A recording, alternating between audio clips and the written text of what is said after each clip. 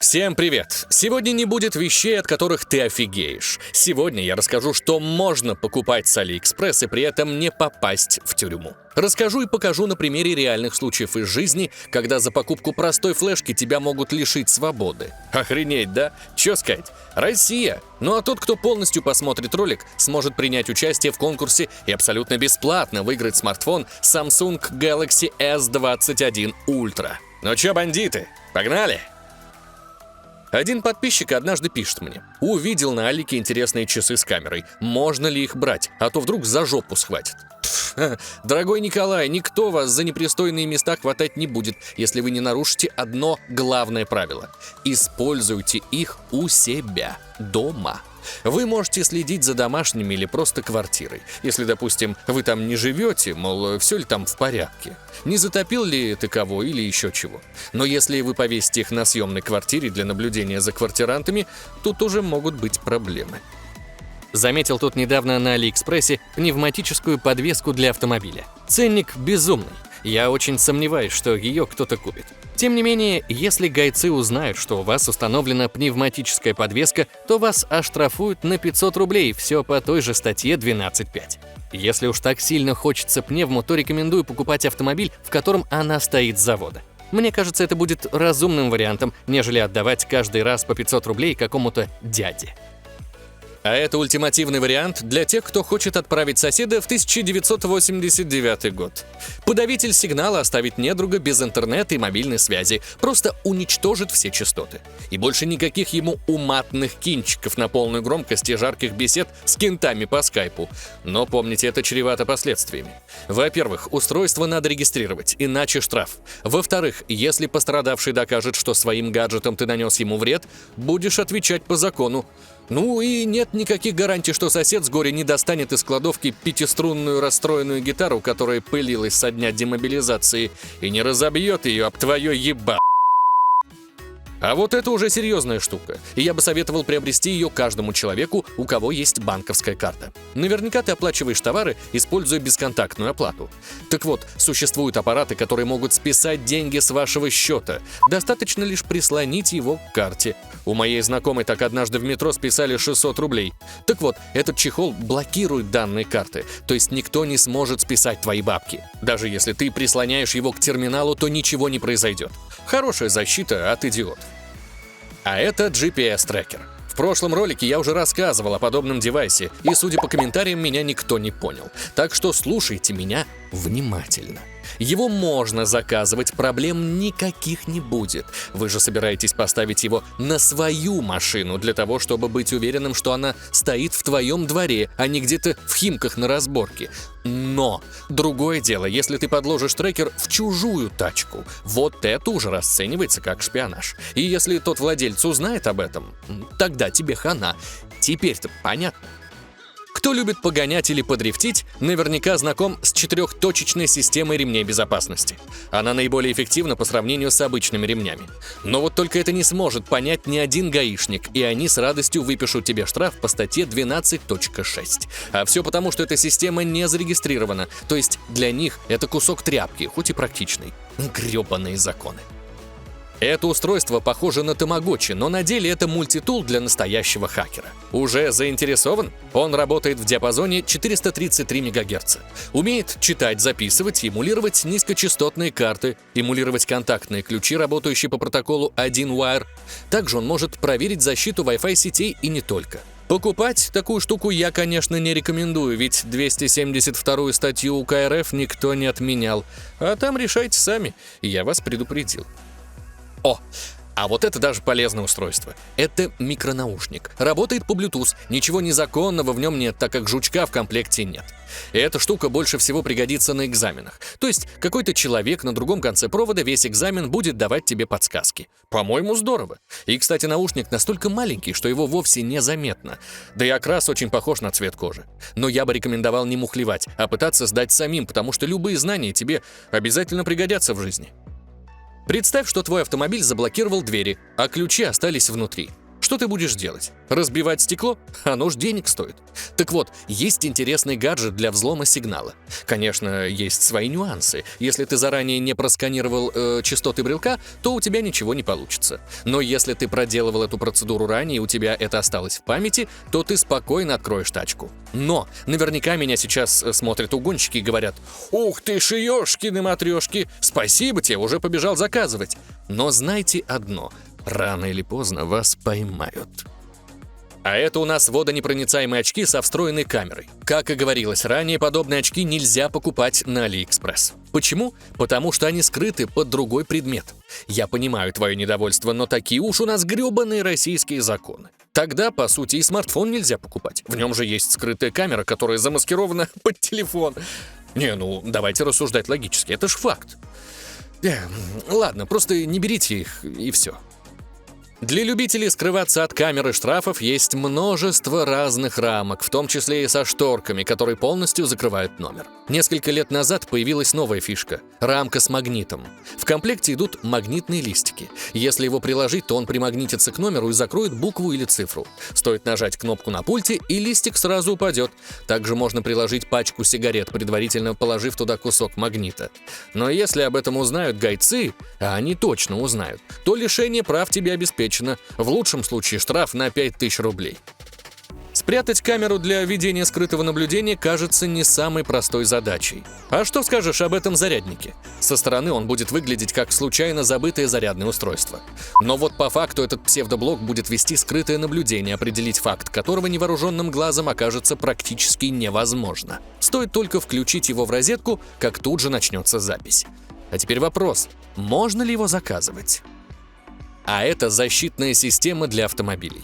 Подключив это устройство, ты будешь получать уведомления о запуске двигателя, начале движения автомобиля, попытке или демонтаже устройства. Даже есть возможность отслеживания перемещения в режиме реального времени с выводом информации прямо на карту приложения.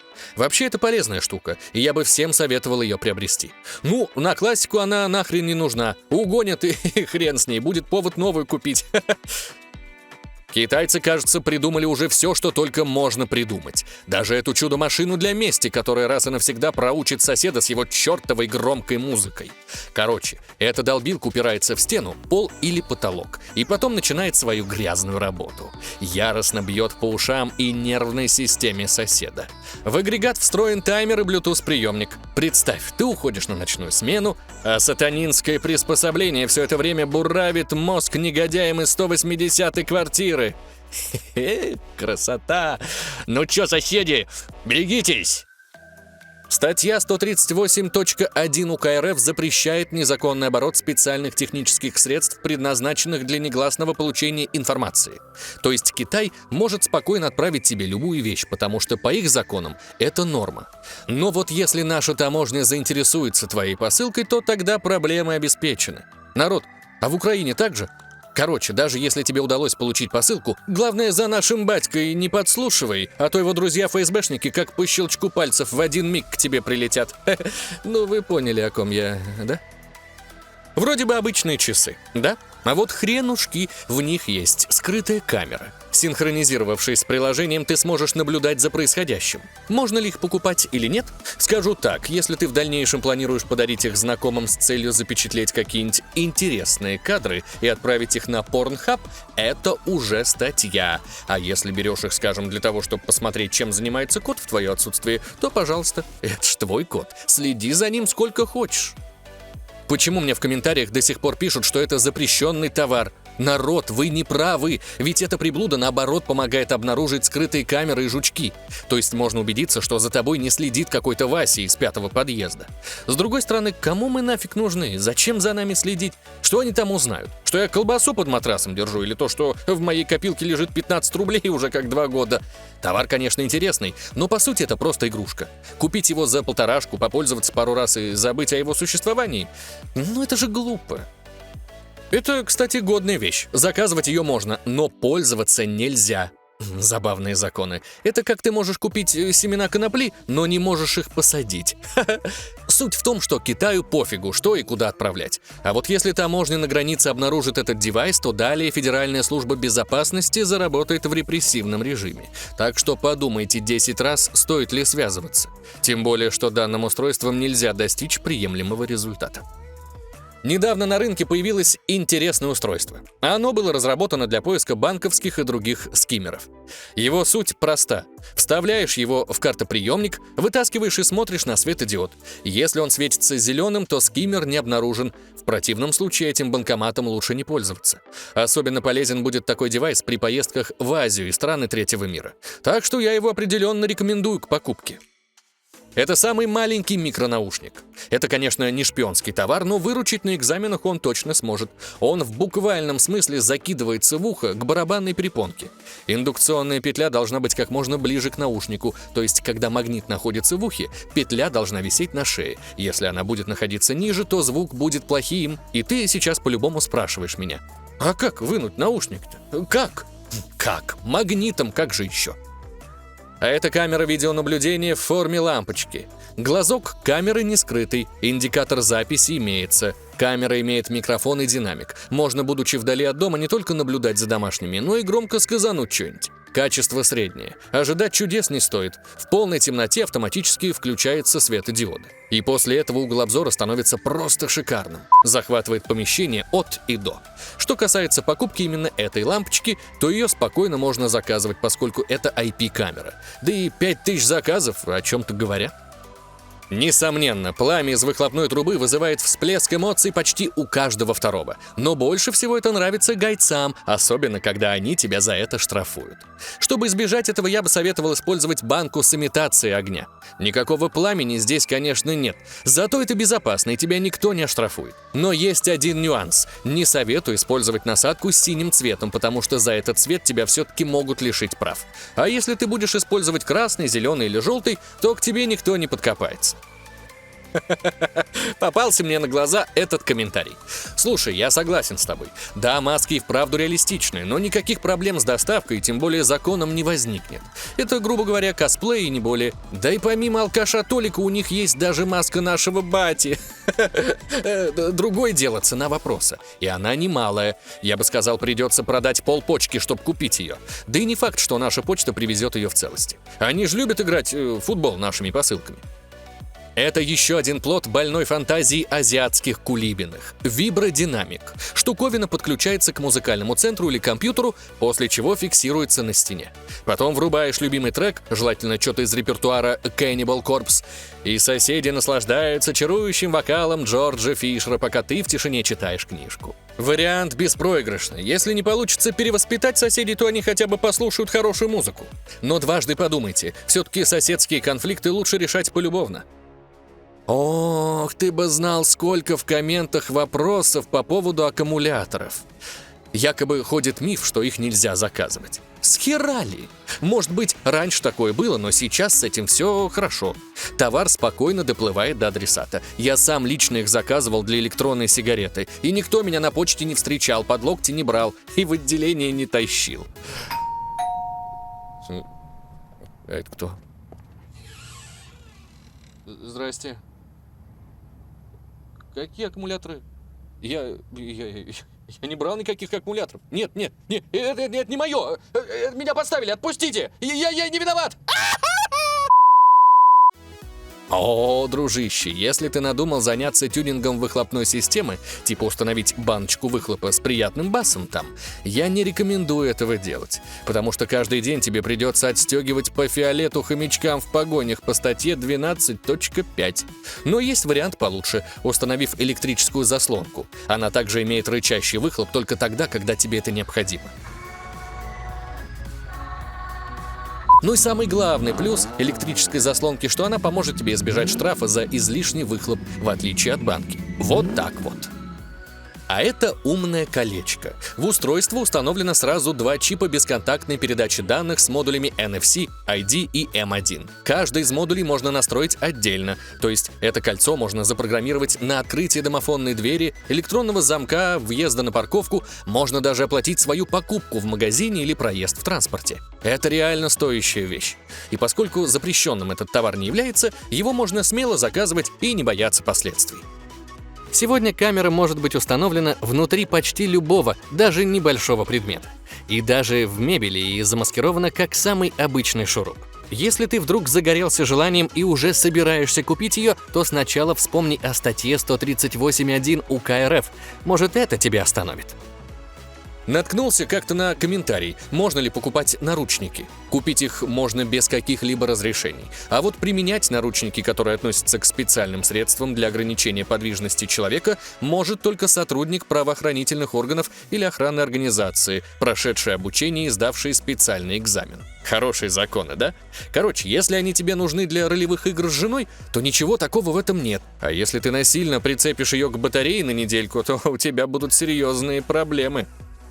А это тренировочный набор для вскрытия замков. Зачем он вообще нужен? Определенно для тренировок. Но зачем тренироваться, если нельзя использовать эти навыки? Хороший вопрос. Хотя бывают такие случаи, когда дверь в комнате случайно запирается. В таком случае эти навыки пригодятся, чтобы не ломать дверную коробку. Но я уверен, что большинство людей, а их, кстати, почти 2000, покупают такие наборы в корыстных целях.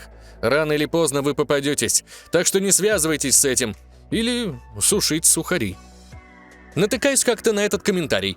Можно ли купить на Алике устройство для изменения голоса? Друг, а для чего он тебе? Если ты хочешь приобрести его для приколов и не более, то в этом ничего такого нет.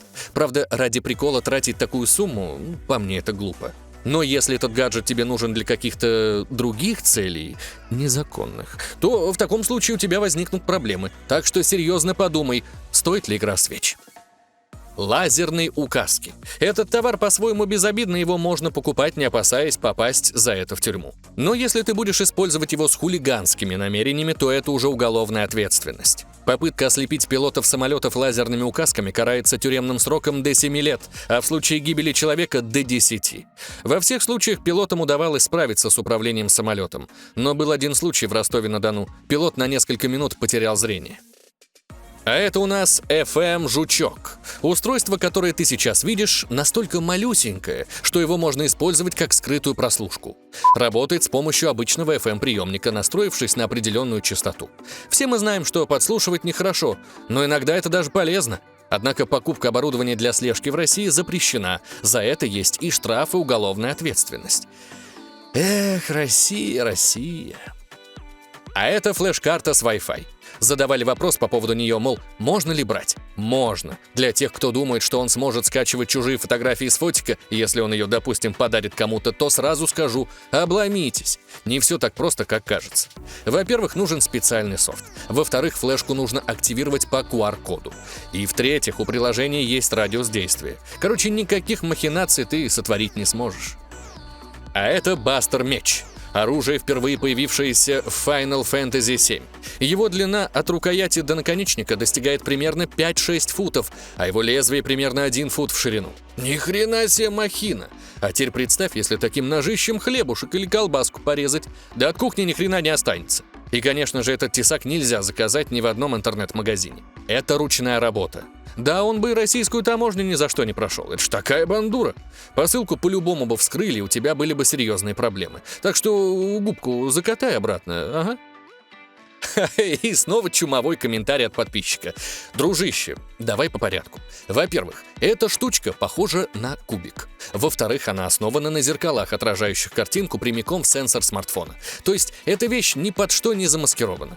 Человек ее обязательно увидит. А вот ребенок вряд ли поймет, что это, и с легкостью можете записать его на видео, если он и вправду стесняется камеры. Так что если вам это нужно, смело берите и ничего не бойтесь.